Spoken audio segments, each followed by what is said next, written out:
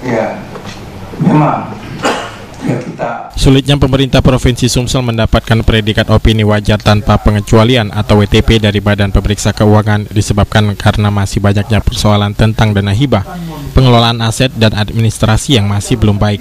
Menurut Dirjen Keuangan Daerah Kementerian Dalam Negeri Syariful Anwar, selama ini yang menjadi penghambat daerah mendapatkan predikat WTP adalah persoalan dana hibah yang tidak jelas.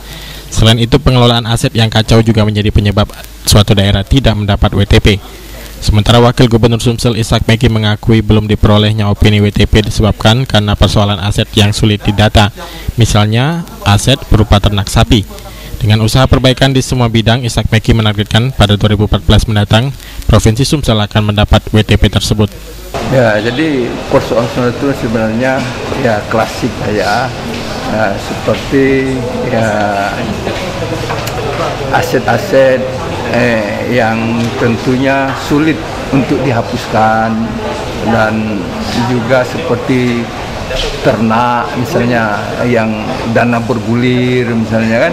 Nah, ini kan mungkin sudah sapinya banyak mati. Wibisono, PAL TV.